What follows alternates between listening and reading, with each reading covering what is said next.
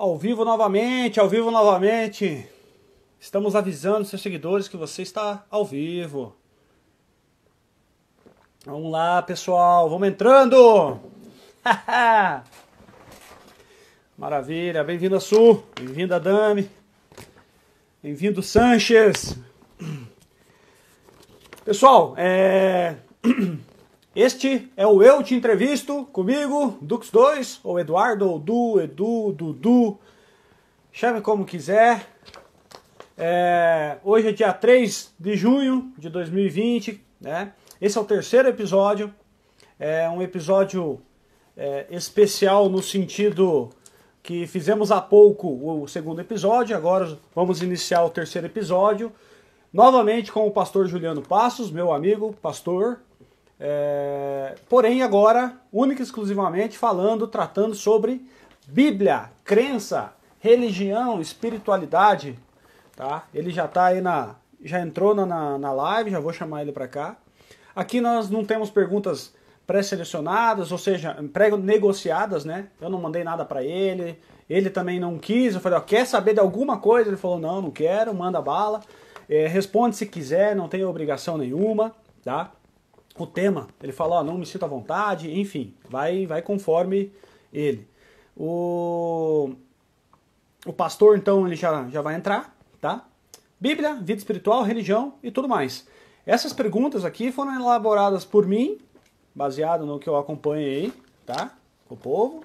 E também algum de vocês que estão entrando aqui enviaram. Tá? Então nós vamos tratar aqui algumas folhas, talvez não dê tempo de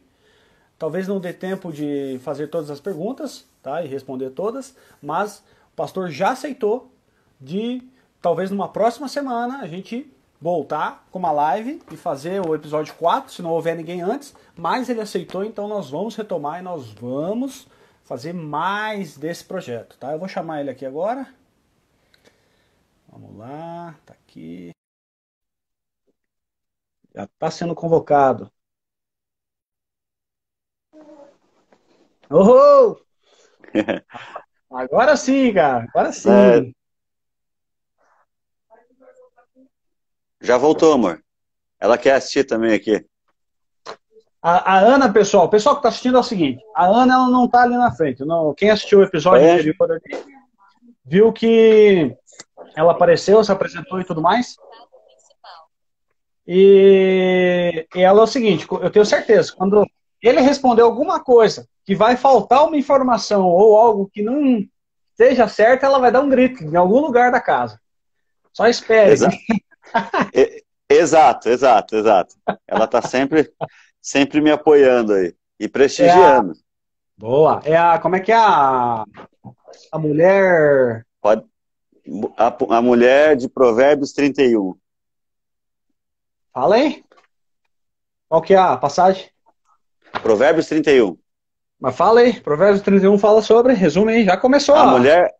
já começou. A mulher virtuosa. Mulher virtuosa. Perfeito. Pastor, vamos lá então? Vamos embora. Eu digo que ela é mulher de Provérbios 32. Ela já é um upgrade da 31. Não tem Provérbios 32. Explica aí, porque às vezes o pessoal vai caçar na Bíblia e vai falar que comprou a Bíblia errada lá. Não tem Provérbios 32. Ela é um upgrade disso. Pastor, só confirma aí o que eu falei inicialmente. Negociamos alguma pergunta? Título facilita para mim, para eu responder tranquilo e tal? Não. Ontem você me perguntou se eu queria alguma adiantada, alguma coisa. Não. Manda ver. Legal. O que você falar e eu souber. É isso aí. Responde se quiser, se sentir à vontade. Fica bem tranquilo aí. Eu não sou de correr, não. Se eu souber, eu respondo tudo. Maravilha. Então vamos começar então. Pastor Juliano Passos, está preparado para a volta de Jesus? Eu estou. Aí sim. Está preparado? Eu estou. Quer dar uma explanada sobre essa resposta? Tipo, eu estou, seja pelo caminho, Deus já colocou no meu coração, que... Enfim, fique à vontade. Porque às vezes o pessoal vai perguntar, mas peraí, como é que se prepara para a volta de Jesus? Então, beleza. Como assim ele está preparado, né?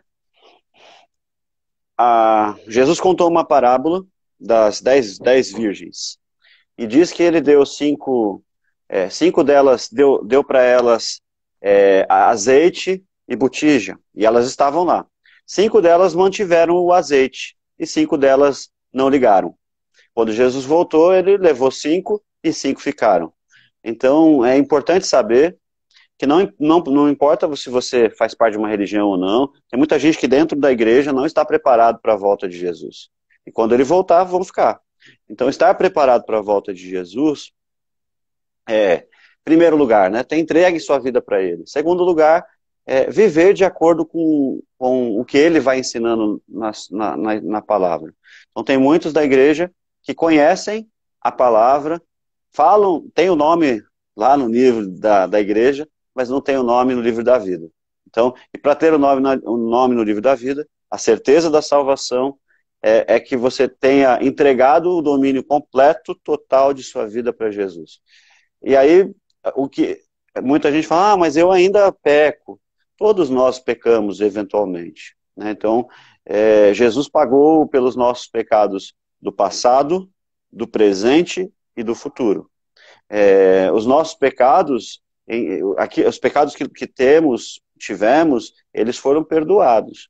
Agora, um filho de Deus não pode ficar endurecido no pecado. Então, isso talvez você vai me perguntar sobre isso, então eu não vou adiantar a pauta. Tenho certeza que você vai perguntar sobre salvação.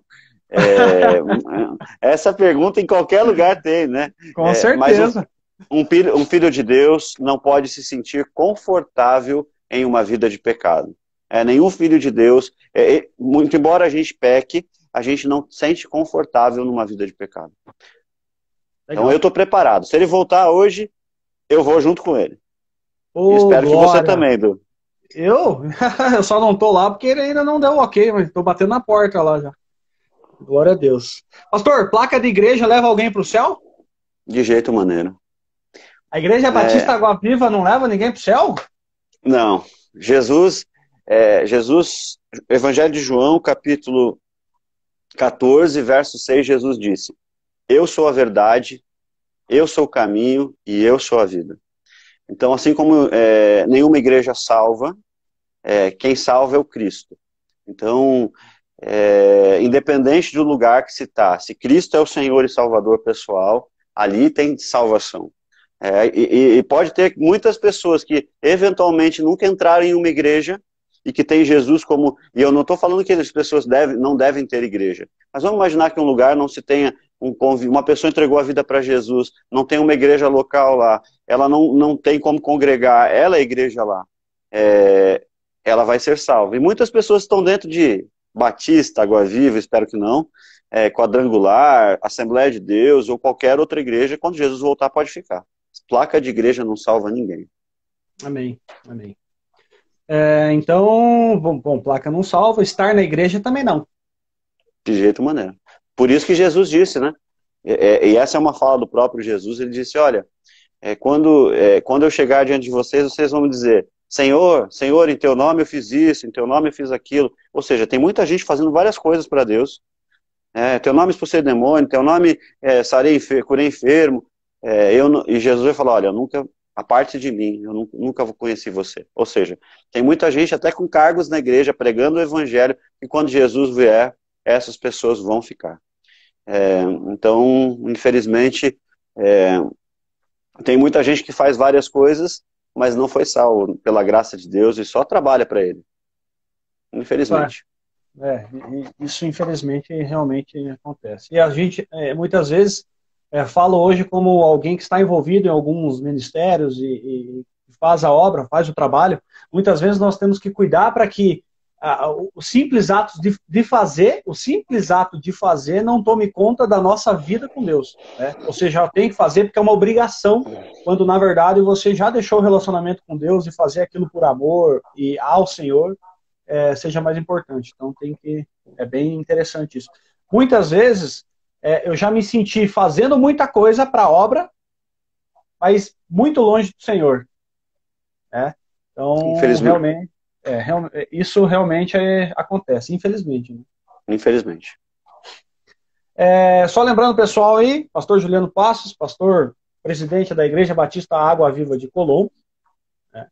Meu pastor, meu amigo, está aí respondendo a perguntas que agora o bicho começa a pegar. Você Pastor, começou só com as do facinho, né? pastor, haverá 3 dias de escuridão? Tudo, assim, 24 horas por dia, escuro, o sol vai se... Que tem É, até uma profecia rodando há alguns anos na internet, né? sim. O que vai... A gente está estudando lá nas lives da Escola Bíblica Dominical o livro do Apocalipse. Em algum momento da história humana ainda haverá trevas, ou seja, o sol deixará de brilhar. Assim como foi lá no Egito, né? O povo egípcio ficou em 3 dias de plena e completa escuridão. Essas profecias que foram dadas, que vai ficar 3 dias de escuridão, e houve uma que fecha a porta, unge porta, né? Não abra a janela, porque o que você vai ver é um terror e você vai entrar tipo em parafuso e tudo mais. Vai Isso. ver demônios passeando. Então, o que a gente pode saber é o seguinte, que um dia, a Bíblia diz lá, quando as taças da ira forem derramadas, por um período, e ali não vai falar os dias, o trono da besta, isso está na Apocalipse capítulo 16, o trono da besta, e aí a gente pode pensar que o mundo todo, porque naquele contexto a besta vai estar governando, haverá escuridão, o sol deixará de dar o seu brilho. Então a minha resposta é sim. Se 3 dias, não sei, mas pela Bíblia, o que ela vai dizer? Que no tempo da grande tribulação, Deus vai ferir o sol, a ponto do sol não brilhar por um período. E isso já aconteceu no livro, está lá em Êxodo capítulo 9, só que é interessante que no Êxodo, os egípcios ficavam no escuro, mas os israelitas tinham luz. Agora, como tinham luz, não sei. Até o próprio livro do Apocalipse vai dizer o seguinte, que lá no Apocalipse 21 e 22 diz que Jesus é o sol que ilumina a nova Jerusalém. Então, nos tempos da grande tribulação, penso eu que possa ser igual a os israelitas viveram. O mundo inteiro em trevas, mas na tua casa vai ter luz. Essa é a bênção de Deus para nós. Louvado seja o Senhor. Aleluia. Pastor, de forma rápida, existe o pré-tribulacionista, certo? Uhum. O meso e o pós. Eu quero que você explique rapidinho o que é o tribulacionismo e daí você coloque a sua visão quanto eu sou pré, sou meso, sou pós. Só para o povo que está nos assistindo, às vezes, falar, o que é isso, tribulacionismo? Tá bom.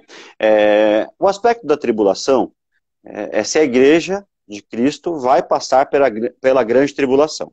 O pré-tribulacionista acredita que a igreja não passa pela grande tribulação.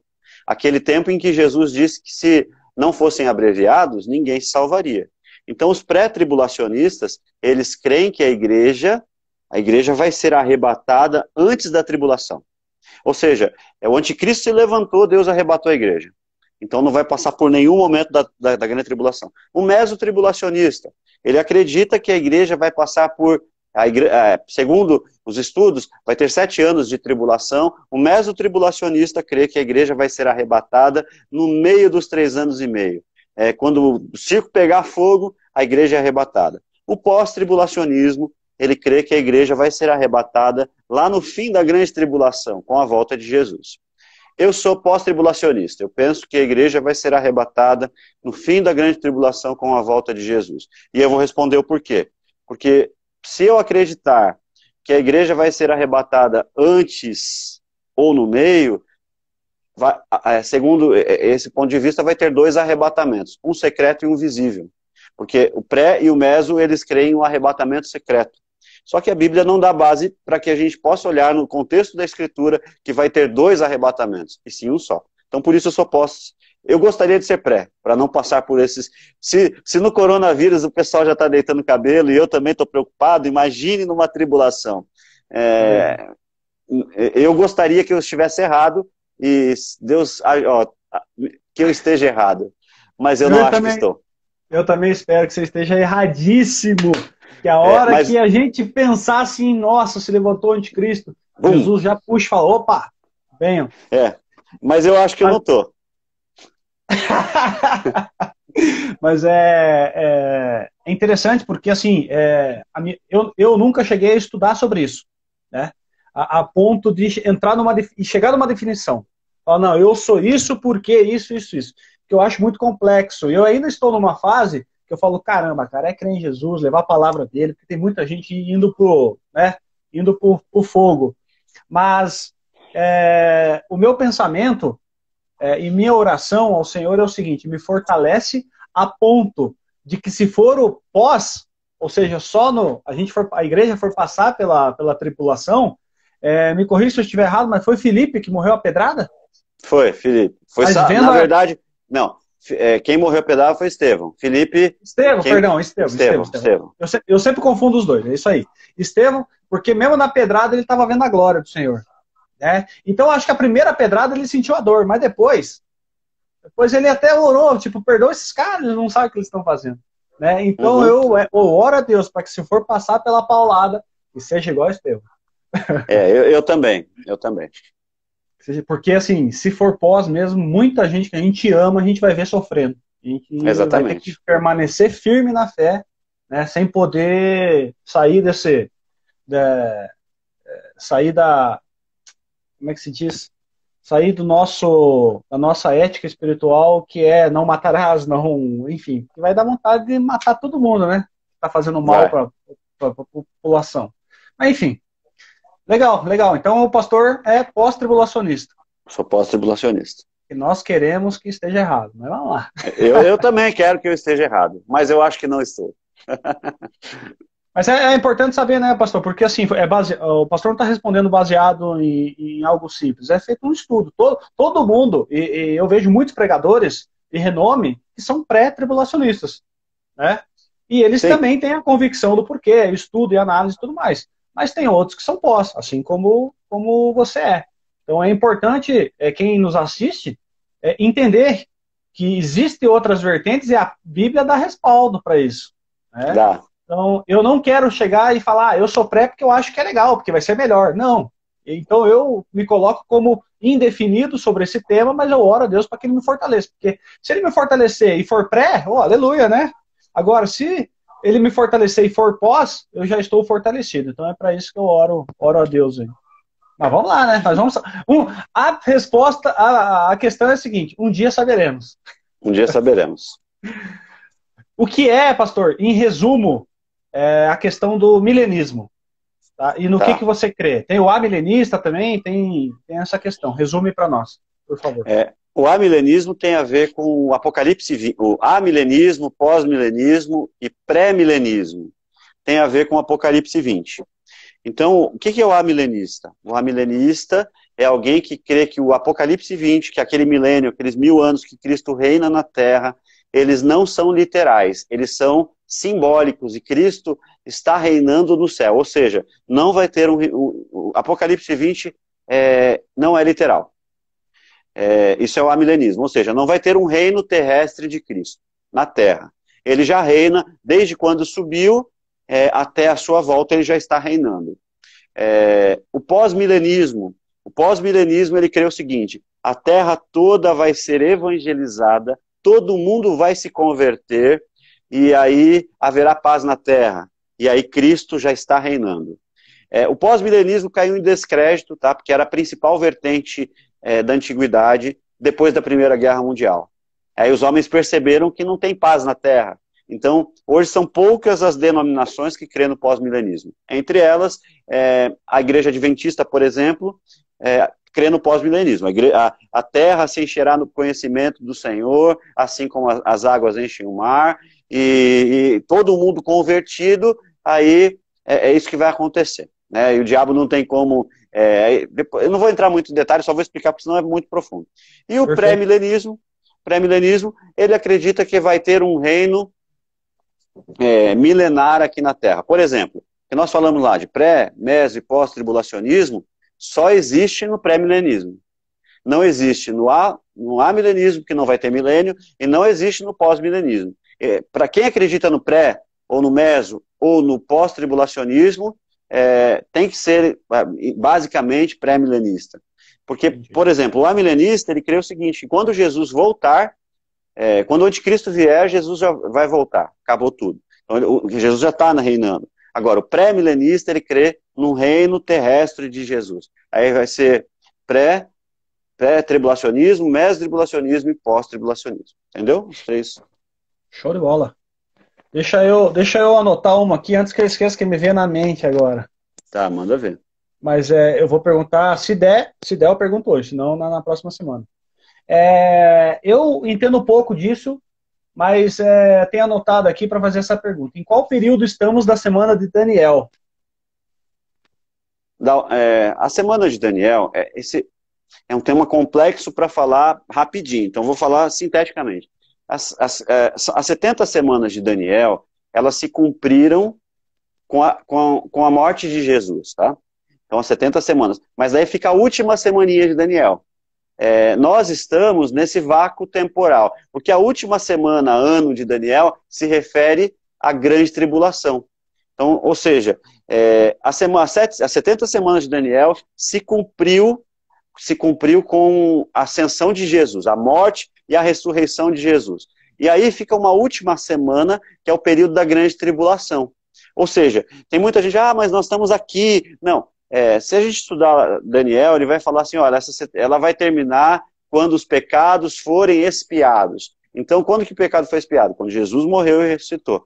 E aí a última semana de Daniel se refere à grande tribulação. Então, nós estamos nesse período entre a ascensão de Cristo, que é chamado de últimos dias, até o final da história. Mas a última semana, então, se refere ao tempo da grande tribulação. A última semana se refere ao que muita gente chama de 7 anos de grande tribulação. Legal. A próxima pergunta é interessantíssima, eu vou pular ela aqui, para dar um crédito aos meus amigos que mandaram perguntas. Então eu vou perguntar aqui agora, da Karen, que está bem participativa aí no bate-papo aí, ó. Ela já se declarou pré-milenista. Pré-tribulacionista. Pré-tribulacionista. Karen, eu espero que você esteja certo. E ela pergunta o seguinte, pastor, ou pergunta ou assim, quer uma palavra do pastor referente a tatuagem e piercing. Ok. Primeiro, tá bom? Tem muita gente, eu nem gosto de Apocalipse mesmo, tem muita gente que vai falar assim, tem um texto bíblico de Levítico que quer dizer sobre tatuagem. Não colocar, depois eu até vou pegar o texto, não me fugiu aí da cabeça o texto bíblico, já vou pegar ali, vou dar uma procurada aqui no meu, estou sem celular, mas é um texto que fala, não marcarei o seu corpo, enfim. Os mortos, né? Alguma coisa assim. Isso. Esse texto não tem nada a ver com a tatuagem não tem nada a ver com tatuagem. Quem usa esse texto para eu gostaria de fazer aqui o papel do bonzinho, mas o texto bíblico lá não está falando de tatuagem. Ali ele está falando de marcas no corpo de alguém feitas por religiões que marcavam o corpo em razão dos mortos. Então não dá para usar aquele texto bíblico para contradizer alguém fazer tatuagem, né? Não dá. Assim como também não dá para dizer que a Bíblia é contra homem não colocar brinco ou mulher não colocar piercing. Por quê?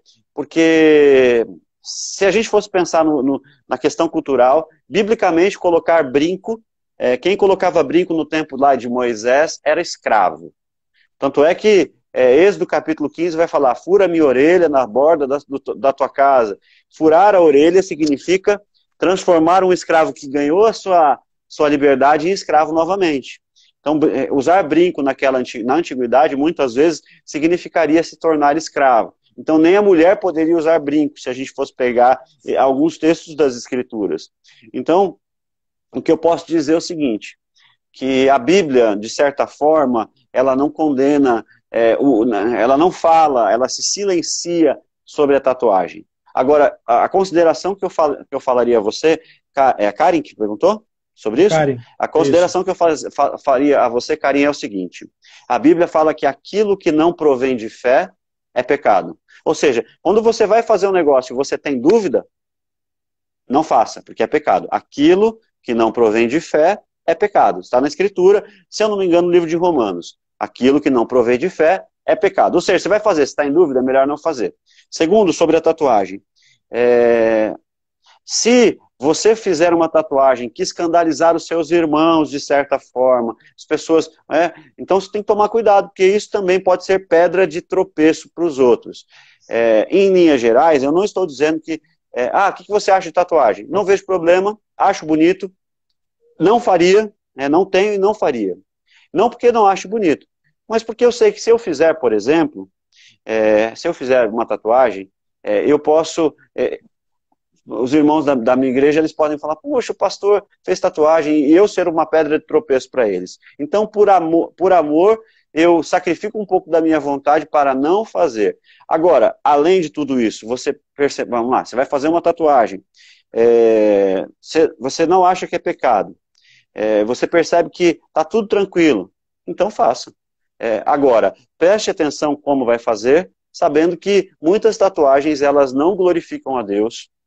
Muitas tatuagens podem ser diabólicas, então é tudo isso que a gente tem que analisar. No mais, verificou que está tudo certo, quer fazer a tatu? Glória a Deus, faça. Né? Então não tem, a Bíblia não condena isso. E quem usa esse texto, está usando o texto de maneira errada e equivocada. Legal, pastor. Legal. Ela fez uma outra pergunta, mas, Karen, essa aí vai ficar ou para o final ou para uma próxima, tá? Então, essa daí é até interessante, mas o pastor não vai responder agora não, porque eu tenho uma série de coisas. E sobre aqui. O piercing é a mesma coisa, tá? E aí, só para terminar essa pergunta, tem muita gente que fala, não feris o templo do Espírito Santo. Tá bom. Se a gente fosse literalizar isso, não comeria açúcar, não faria várias coisas que a gente faz e faz. Então isso é o que Jesus disse, engolir camelo e coar mosquito, né? Pastor, Levítico 19:28, né? Que diz, pelos mortos não darei golpes na vossa carne, nem farei marca alguma sobre vós. Eu sou o Senhor. Isso não fala de tatuagem, né? Isso está falando de uma marca para religiões de mistério. Perfeito.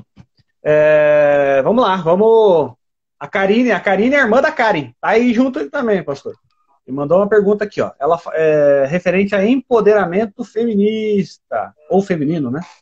Qual a visão bíblica de mulher empoderada aos olhos de Deus? Hoje temos visto a deturpação onde mulher quer se igualar ao papel do homem, e nos afazeres e tudo mais, né?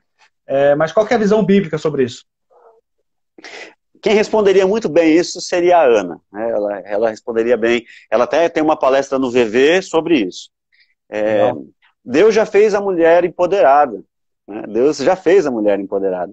Porque quando Deus olha para o homem, no relato da criação, Deus fez tudo e falou que era bom. E aí ele percebeu que o homem, não é bom que o homem esteja só. Ou seja, a mulher na sua concepção já veio com empoderamento, porque alguma coisa faltava para o homem que Deus trouxe para ela. Então só por você ser mulher, você já é empoderada. Né? Então é fato. Agora, os papéis do homem e da mulher, eles são distintos. Não hierárquicos. Deus não colocou hierarquia no casamento. Deus colocou funções. Então, por exemplo, eu não acho que o líder, eu como pastor, sou hierarquicamente superior aos membros da minha igreja. Eu tenho uma função de liderança que Deus me deu. A mesma coisa no lar. O marido é o líder, mas a mulher é a auxiliadora. E quando a gente pensa em marido líder, mulher auxiliadora, a gente pensa em submissão. E submissão é o quê? Os dois estarem na mesma visão, que é o quê? Cuidar da família. E aí, cada um vai ter os seus papéis. Não existe, mas isso aí não é papel de homem. A família, por exemplo, no contexto normal, quem que é a pessoa que cuida das finanças da casa? Normalmente. Normalmente o povo pensa no homem, né? Exatamente. Na minha casa não sou eu homem. Eu deixo a Ana fazer porque ela faz melhor que eu. Por que eu vou fazer uma coisa que eu sei que ela faz melhor do que eu? Então, na família, a gente precisa pensar, um bom líder, ou seja, o marido deve pensar no melhor para casa. Se a mulher faz melhor tal coisa, ela faça. Então não existe hierarquia. Faz aqui porque eu mando em você. Não é chefe, né? Então o líder precisa conquistar por meio do grande amor, assim como Cristo amou a igreja, é isso. Mas desse jeito que eu vejo aí essa questão do empoderamento. E, resumindo, a mulher é empoderada desde que nasceu. E o homem e a mulher têm funções complementares no casamento. Então é isso. Nenhum é maior do que o outro. Legal. E vou continuar com a Karine, que perguntou também aqui, é interessante para a gente não fugir muito dessa questão família e tudo mais. Sobre relacionamento abusivo, pastor, qual a visão da igreja para acolher e ensinar as mulheres a estarem preparadas para não cair nesse tipo de relacionamento? Em primeiro lugar, O homem vamos também pensar... cai, né? A gente não pode, né? É, Porque tem não, homem que cai. Mas... não, o abuso, tá bom? O abuso ele existe tanto por parte do homem quanto por parte da mulher. Tanto tem homem abusador, quanto tem mulheres abusadoras, manipuladoras, que prendem o marido em casa com chantagens emocionais e tantas outras coisas. Isso é tão doentio quanto a outra opressão. É opressão do mesmo jeito. Então vamos pensar de maneira geral, nenhum abuso é legal, né? O que eu vou dizer é o seguinte: se houver, por exemplo, se houver uma agressão, uma mulher que se sente agredida, ou é agredida, ela tem que procurar meios. Tem muita gente dizendo, o marido bate na mulher, mas ela tem que ficar com ele. Não. Se você é abusada, nesse sentido, tem que, Maria da Penha, prisão para ele, nesse caso, não tem que ficar debaixo desse jugo, porque é um jugo. Agora, o que eu vou dizer é o seguinte: quando a esfera do relacionamento é o amor, nós vamos dar o braço a torcer quando a gente for abusador. Porque em algum momento a gente acaba abusando do outro. Mas quando a Bíblia fala que o amor é o elo perfeito. Se o amor é o elo perfeito, a gente aprende a lidar com essas coisas. Mas ninguém deve estar debaixo de abuso, Du. Ninguém deve dar. Viu, Karen? Ninguém deve estar debaixo de abuso. A Karen e a Karine quem fez a pergunta, mas elas são irmãs, então e são gêmeas. Karine. Então, se chamar de Karen, a pergunta da Karine, falar Karine, quando é Karen, não tem problema não. E elas não param de comentar aí, ó. E pastor, eu acho que a pergunta dela também é muito baseada em início de relacionamento, né? Porque a gente vê muito, eu acho que no início de um relacionamento a gente vê muitos indícios de como vai ser aquela pessoa, né? E só que pela paixão a gente deixa passar. E depois que casa, meu amigo, aí o chicote estrala, né? Aí vai querer corrigir a situação, e sendo que você já tinha todos os indícios que você falou, não, bota embaixo do tapete aí, porque, sabe, eu tô tão apaixonado e tudo mais. Eu acho que no início do relacionamento tem muito sinal, né, que aparece. Mas ele não melhora depois, ou ela não melhora depois. A tendência é estacionar. Então, viu que não está legal no namoro, ou corrige no namoro ou termina. Porque depois, e aí eu vou usar uma expressão que subiu no burro, aguenta o trote. Não tem jeito. Boa, boa. A Ana falou isso numa pregação, né? Subiu na mula, né? Acho que é, né? Isso. Subiu na mula, aguenta o trote. Show de bola. A Ana vive me copiando. Não, é brincadeira, eu que copio ela. Pastor, vamos para uma pergunta aqui, ó, da Damiana, amiga minha aí na fé. Conheci ela por meio da obra do pastor Dagoberto. O pastor Dagoberto faz uma obra missionária aí, sempre foi um dos que me ajudou no início da minha trajetória cristã. Ela faz a seguinte pergunta: qual a melhor maneira de ler a Bíblia? Pelo Velho ou pelo Novo Testamento? Começa pelo Novo, porque o Velho, os dois são palavras de Deus. Mas existe um princípio de interpretação dos pais da igreja. Quem são os pais da igreja? É aquele pessoal que veio depois dos apóstolos, né? Os líderes depois dos apóstolos. Eles disseram o seguinte, que a Bíblia, as escrituras, devem ser a fonte de interpretação das próprias escrituras. E o Antigo Testamento, na verdade, apontava para o Novo Testamento. Então, nada mais inteligente de começar a ler pelo Novo e interpretar o Antigo à luz do Novo. Então, se tiver que escolher, começa com os Evangelhos e depois em diante aí o Antigo Testamento. Show de bola, show de bola. E a Damiana, ela é do Reteté, a Dami. O que seriam as prisões citadas no livro de Isaías 61:1? Pera lá, deixa eu ler, então. Claro. Isaías 61. Isaías 61, verso 1. Tá, já vamos lá.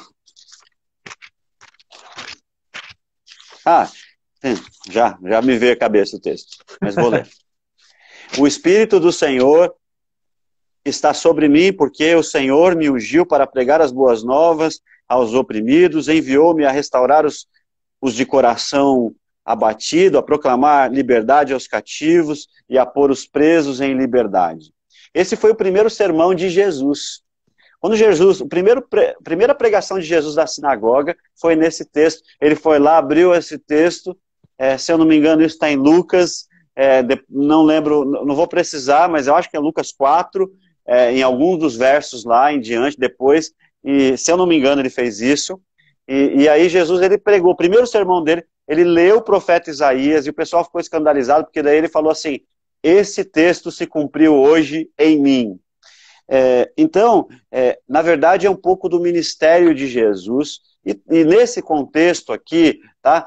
No contexto de Isaías, ele estava dizendo que Deus é a pessoa que liberta as pessoas de todas as prisões, prisões de vício, prisões espirituais, prisões emocionais, e Jesus é esse grande libertador, que permite com que nós, depois de a sua ascensão, sejamos esses libertadores. Então essas prisões, elas, primeiro, é uma prisão espiritual.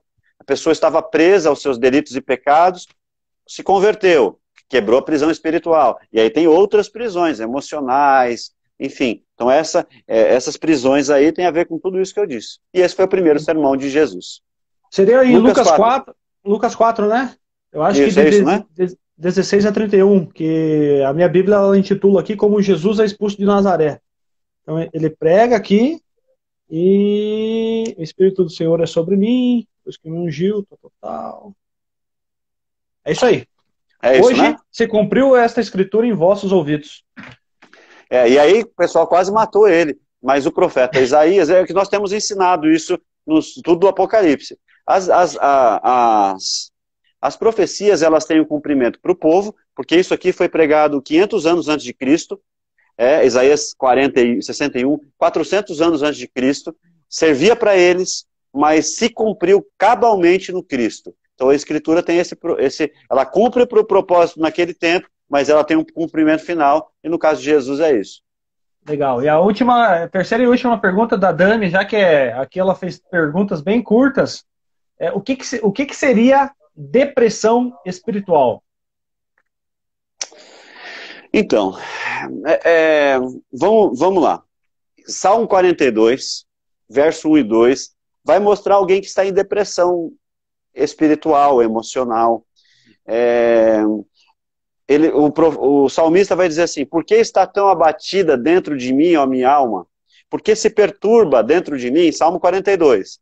Naquele contexto, o salmista estava triste com alguma coisa, e ele vai falar o que é. No caso dele, ele estava em cativeiro, e ele não gostava daquilo. Então, o que é a depressão espiritual? Depressão espiritual é tudo que possa levar um servo de Deus, um filho de Deus, a não se conformar, a estar triste com uma situação. Aí eu vou dizer o seguinte, a depressão, ela pode ser uma doença clínica, vamos imaginar lá, uma pessoa não produz certos hormônios, e ela pode ter uma depressão por falta de hormônios, mas o que a Damiana, não é isso? Perguntou o que é depressão espiritual. Depressão espiritual, para responder a pergunta dela, não se estender a outras perguntas, é tudo o que leva-nos a ficar tristes com uma circunstância. No caso do Salmo 42, eles estavam em cativeiro. No nosso caso aqui, muitos de nós podem estar em depressão por conta do espiritual, por conta do coronavírus, e a gente lamenta nas nossas casas, Senhor, por que eu não estou indo para o templo e tudo mais? Mas a depressão espiritual tem que nos levar a ter a mesma postura do salmista. Ele sabia da coisa ruim, mas ele falava, mas eu sei que o Senhor ainda vai fazer tal coisa. Então, depressão espiritual é tudo que nos deixa chateados, oprimidos com uma situação. Mas não deixa ela te vencer, pelo contrário, tem que ter ânimo para vencê-la. Mas é isso. Legal, o pessoal está comentando alguns nomes ali, Saul, Jó, Eliseu. Provavelmente acredito que o pessoal está comentando pessoas que eles acreditam que tenham tido ou viveram um momento de depressão espiritual, né? Todos nós vivemos, né? Pastor, tem muita pergunta, cara, muita pergunta, e nós já passamos aqui 40 minutos, se eu não estiver errado, 40 minutos. Então acelera que eu vou tentar ser mais pontual. Não, fica bem tranquilo, porque isso me deixa contente que nós vamos realmente firmar a próxima live. Tá bom. Aí eu gosto daquela cutucada leve, né? no próprio povo de Deus. Eu não sei, assim, eu acho que faltou muito comigo, e essas cutucadas, e aí eu gosto de dar uma cutucada, entendeu, no pessoal. Aí a minha pergunta, essa pergunta é minha. O que o pastor acha de cristão que crê no que o horóscopo diz?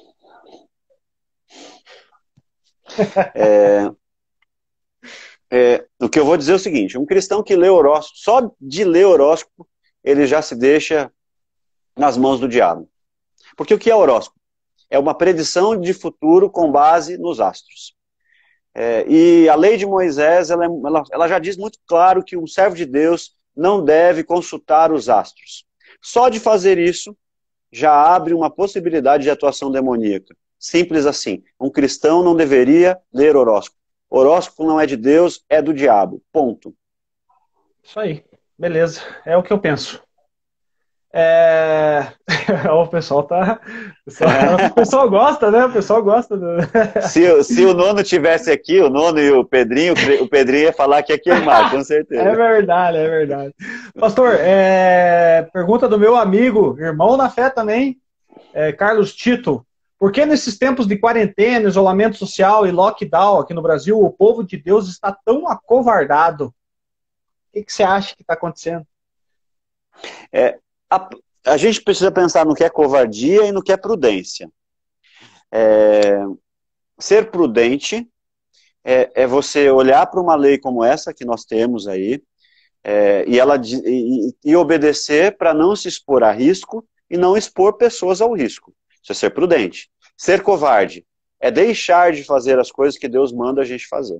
Esses dias eu vi um vídeo, eu vou responder a pergunta dele, uma mulher, uma crise de ansiedade, faltando ar. E ela caiu no chão e todo mundo que estava do lado passava correndo, achando que ela estava com Covid e ninguém queria ficar perto. Isso é covardia. Covardia é você deixar de fazer as coisas que Deus manda você fazer porque você tem medo do seu futuro. Eu, por exemplo, não tenho medo de pegar Covid, eu não tenho medo de morrer de Covid, porque a minha vida está nas mãos, minha vida e minha morte está nas mãos do Senhor. Então, por cuidado da minha família, eu vou obedecer uma lei que eu não acho intransigente, eu não acho uma lei não bíblica. Mas quando eu começar a perceber que é uma lei não bíblica, eu vou para fora e vou fazer o que Deus manda eu fazer. Então, tem que pensar o que é covardia e o que é prudência. Não acho, por exemplo, que muitos de nós estão sendo covardes, eu acho que estamos sendo prudentes. Somos covardes quando a gente não entrega o que tem que entregar para Deus, ou que Ele manda a gente entregar. O nosso chamado, o nosso dom, pelo contrário. Então é isso. Legal, legal. Eu gostei do comentário da Karine, ó. Tem que equipar esses santos aí. Com certeza. Aí o Carlos Tito ainda insiste aqui, o meu amigo, numa segunda pergunta. Porque o povo hebreu, mesmo vendo o mar se abrir, a muralha cair, maná cair do céu e tantas outras coisas e tantos milagres, duvidaram do poder de Deus. E aí eu reforço aqui, por que o povo de Deus hoje continua duvidando do poder dele? Porque o povo de Deus muda o tempo, mas as pessoas não mudam. Mudam o tempo, mas as pessoas não mudam. E o que eu vou dizer é o seguinte, nós podemos passar pela crise, nós podemos perder o emprego, podemos perder parte do nosso recurso, mas o Senhor não vai deixar faltar. Se a gente andar com fidelidade a Ele, a gente não precisa temer, os mares vão se abrir, as muralhas vão cair, e nós continuaremos vivendo o melhor de Deus, independente da situação do mundo. Então, isso aconteceu lá, acontece aqui, infelizmente, teu amigo tem razão, porque o povo de Deus tem memória curta. Por isso que Deus está sempre nos lembrando dessas grandes coisas. E o que eu vou dizer para ele, respondendo a pergunta, é que nós não precisamos temer nada. Nós temos assegurado a nossa vitória em Cristo Jesus. Isso não nos isenta de passar por dificuldade, mas a despeito delas, nós podemos passar. O apóstolo Paulo diz, a nossa leve e momentânea tribulação conta para nós grande peso. Ou seja, o que nós passamos aqui, posterior a isso, teremos muito mais. E a tristeza pode durar uma noite, e a alegria vem pela manhã. Essa é a certeza que nós temos. O Tito ele é um dos caras aí que todo dia ele manda áudio assim, fala, praga alguma chegará à tua tenda. Ele é aqueles caras que tem aquela voz bem pesada, sabe, bem forte, assim, bem intensa, bem coisa de pentecostal, assim, ó. E aí ele manda, praga alguma, não tenha medo, vai, não sei o que e tudo mais. E eu tenho certeza que ele é o cara que dá a voadora ungida, dá a bicuda da fé lá no Covid e vai pra cima mesmo.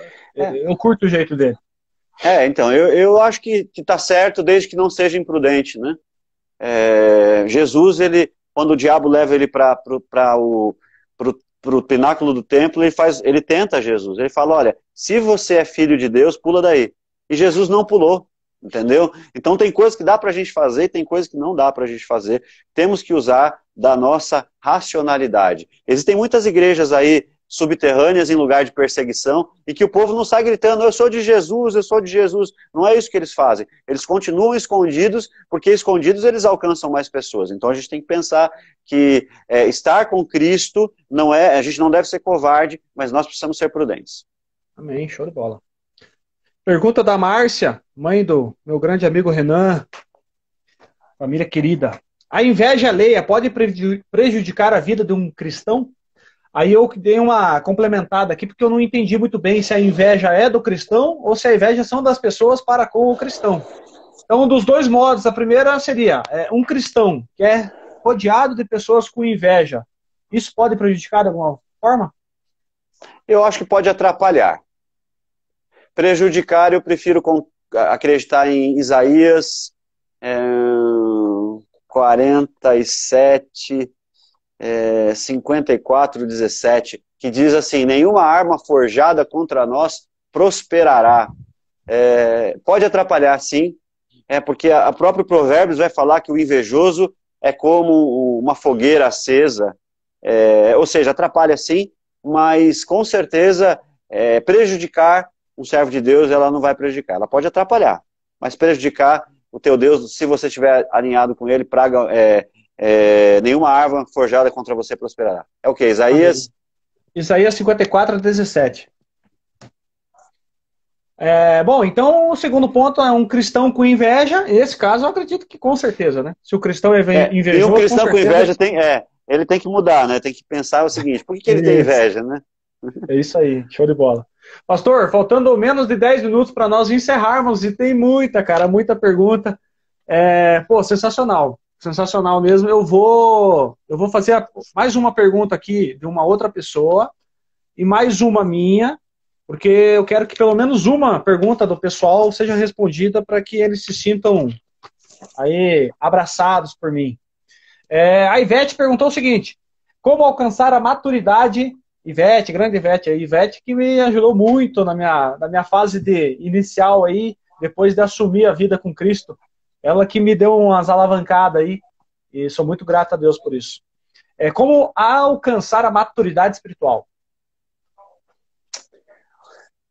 Simples, é profunda a pergunta, mas é simples a resposta.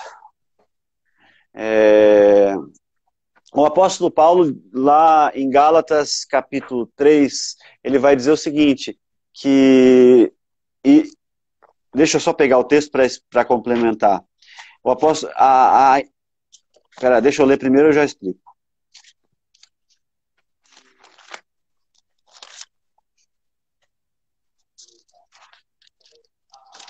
O comentário do povo aqui é sensacional.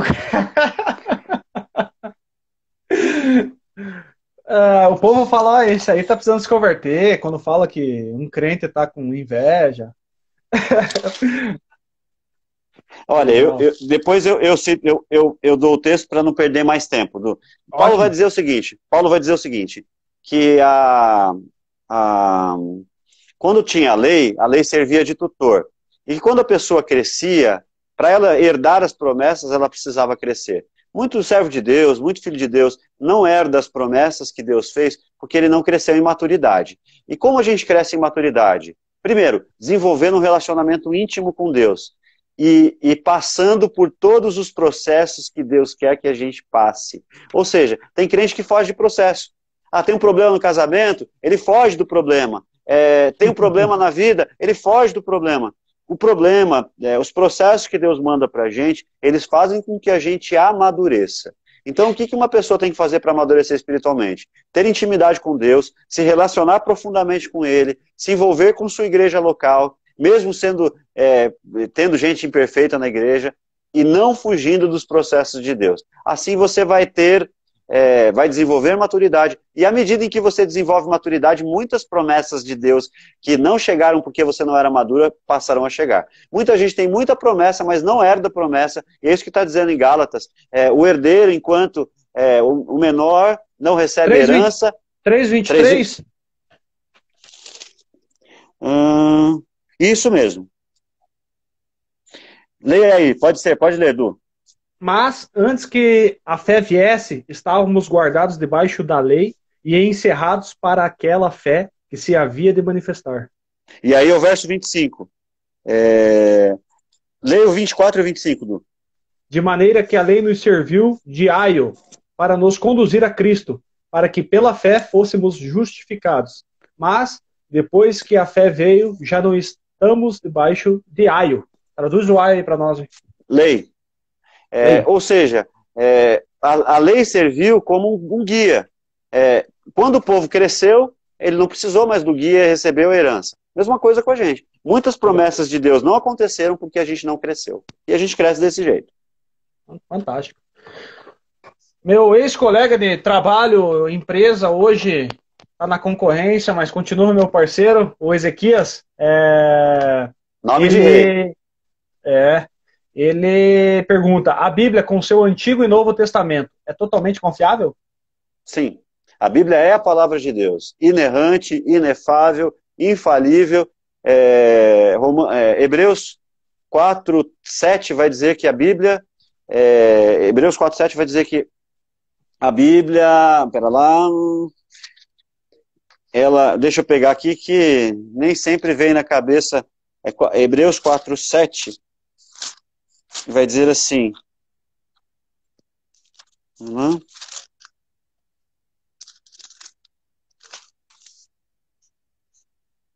pera lá, não é... Não é isso não, pera lá. Pera lá, a Bíblia... Deixa eu lembrar aqui o texto bíblico. Hebreus perto disso aí. A palavra de Deus é viva e eficaz. Veja aí, Du. Viva e eficaz. Se eu não me engano, deixa eu ver. Alguma coisa 7. Hebreus 3. Veja, Du. Palavra... Veja se não é 4:12. 4:12. É isso mesmo. Porque a palavra de Deus é viva e eficaz. Mais cortante do que qualquer espada de 2 gumes, penetra até o ponto de dividir alma e espírito junto às medulas e é capaz de perceber os pensamentos e intenções do coração. Ou seja, a palavra de Deus é totalmente confiável. Ela é a palavra de Deus, não contém. Bem. A Dami está falando ali, ó, começa outra live. Viu? O pessoal gosta. É bom porque nos edifica, né? Sim, eu também gostei. Como diz o irmão Alfredo, eu podia passar a noite inteira aqui. Mas quase no horário. E agora uma pergunta minha, obviamente, né? A marca da besta, ela é real? Ela é física? Ela vai ser um ato? Ou é algo diferente? A marca da besta... Que você... na verdade, assim, tem uma certeza? Se o pastor fala, não, eu tenho certeza. Aí fala, não tenho mas fala, não, eu não tenho, eu desconfio que seja tal coisa. Então... Na verdade, eu desconfio que seja. Não dá para ter certeza. O que a gente pensa é o seguinte, a marca da besta representa pessoas que a seguirão de certa forma pelos benefícios. Então, quando vier o tempo da grande tribulação, o anticristo, ele vai filtrar a população, de modo que quem o adorar, quem estiver debaixo das suas ideias, dos seus ideais, ela vai ter alguma coisa que vai possibilitar com que ela compre, venda, com que ela transite. E a gente pode pensar o seguinte, isso está, se eu não me engano, Apocalipse capítulo 13, que vai falar da marca da besta. Ele vai falar que a marca está na mão direita e na testa. Então, pode ser, tá bom, o chip, mas pode ser várias outras coisas. Mas o que é importante da marca da besta? É que vai chegar um tempo em que você não vai ter como escolher, não vai ter... agora a gente pode camuflar a nossa fé. Eu sou meio crente. No tempo da grande tribulação, se você não seguir a Cristo, se você seguir o anticristo, você não vai seguir a Cristo. Se você seguir a Cristo, você não vai poder comprar, não vai poder vender, e aí é o seguinte, se você quiser ter uma vida tranquila, por exemplo, imagine uma peste que mata em 6 dias, o ebola, e aí todo mundo morrendo, o sujeito vai falar o seguinte, você quer a vacina? Só que você vai ter que ter essa marca, senão você vai morrer. E aí só que se você receber essa marca, você vai seguir o anticristo. Ou seja, não importa muito se é na mão ou na testa, a questão é a seguinte, no tempo da grande tribulação, ou você é de Jesus, fiel a ele, morre por isso, ou você vive com a marca da besta, né? Essa marca, eu acho que ela vai ficar muito clara, né, pastor? Ela não vai ser algo... como é que eu posso falar? Eu acho que o cristão genuíno, ele vai decidir sabendo daquilo. Fala, putz, eu vou pôr porque eu não quero sofrer aqui nesses dias. Né? Mas, exatamente. Ciente que se colocar... E aí a questão é a seguinte, né? Uma gripezinha tira o sujeito da presença de Deus. Imagine matar as pessoas na frente dele, né? Nós não estamos, infelizmente, a gente está acostumado, e a gente quer um sermãozinho de autoajuda. Você não vai sofrer, você não faz isso, mas a gente precisa entender o seguinte, temos que seguir a Jesus, mesmo que isso nos faça sofrer, independente disso. É isso que tem que ser. Amém, amém. É por isso, povo, reforça os pedidos como eu tenho reforçado, ó, que a gente seja como Estevão, hein? Mesmo na pedrada, tá vendo a glória de Deus ali, hein? O negócio vai ser pesado, se for pós-tribulacionista. Pastor, eu gostaria muito de falar, já vamos desligar e vamos começar outra, mas daí não deixa aquele saborzinho de quero mais, sabe? Então, pessoal, eu vou ajeitar com o pastor aí, isso no WhatsApp, para ver se na próxima semana a gente faz novamente, ou até mesmo no final de semana, né? Para completar as perguntas e também arrematar mais perguntas aí falando de igrejas que pregam X, que podem fazer isso, que não pode fazer aquilo, que pode comer tal coisa, que não pode e tudo mais. Tem muita coisa que a gente poderia entrar aqui e o tempo ele é muito pequeno para isso. Mas para ficar esse gostinho de quero mais, nós vamos deixar para um próximo momento. Pastor, certo? Feito. Ó, a Damiana ali, ó, ela falou, ó, gostei muito do seu pastor, da família dele. As meninas aí muito participativas. Ó, o povo falando à noite, a Dami falando à noite e tal. É que assim, gente, se eu fizer tudo hoje, vai acabar a graça, poxa. À noite tem live da nossa igreja, convide o pessoal. É verdade, Dami. É verdade, Dami. Hoje tem live da Igreja Batista Água Viva. Vamos lá, 20 horas. Pastor, compromissado, então, nós aqui, num próximo momento, fazer uma nova, falando única e exclusivamente desses temas, né? E talvez até num próximo momento com a Ana, ou junto, ou só com ela, para daí falar mais sobre religião, ou fé, e mulheres, coisas desse tipo. Deixa eu perguntar aqui para ela. Ana, tá disposta a passar por uma entrevista com o Du aí? Ó, só chamado. Maravilha, ótimo. Pastor, obrigado, viu? Obrigado mais uma vez e Deus abençoe. Deus abençoe. Bênção mesmo, bênção. A gente vê que existe, para as coisas importantes, os filhos de Deus, eles têm um mesmo caminho, baseado na palavra de Deus. Coisas, muitas vezes, supérfluas são as que fazem, né? Ah, tatuagem pode, tatuagem não pode. Peraí, a pergunta é, isso vai te levar para o céu? Né? Então a gente vê que muitas coisas, às vezes, atrapalham o nosso caminhar com Cristo, se vai ou não nos levar para o céu. Aí a pergunta que eu aprendi, agora eu não lembro quem que falou isso uma vez, e eu coloquei isso na minha vida, eu falei, caramba, é verdade. Ao invés de eu começar entrando sempre nos como é que chama seu nome? Nas brigas e tudo mais, eu falo, pô, será que isso vai me levar para o céu? Será que Jesus está incomodado com isso? E aí eu deixo aquele tema em segundo plano para um dia, quando eu puder aprender sobre isso e tudo mais, eu vou. Ó, minha mãe aí comentando, ó, minha mãe gostou, mandou um abraço para você, pastor. Mãe, te amo. Obrigado por prestigiar. Então, teriam muitas mais perguntas, muito calientes aí, muito fortes, muito intensas, mas nós vamos deixar para um próximo momento. Tá bom? Beleza. Pastor, obrigado, viu? Deus abençoe. Deus abençoe. Pessoal, obrigado. Obrigado por nos ouvir aí. Foi bem legal essa live. Deus abençoe. E a minha oração, a nossa oração, é para que o Senhor possa continuar lhes abençoando, concedendo a vocês direção. E não se esqueçam, sigam a Jesus. É o melhor projeto de vida que existe. Jesus é a melhor coisa que existe em todos os tempos. Ele que pode mudar todas as coisas. No mais, a gente vai juntos aí. Precisando, estamos aí. Obrigado, Edu, pelo convite. E quando você quiser, marcamos a próxima. Valeu, pastor. Obrigado. Deus abençoe, pessoal. Até a próxima. Feito!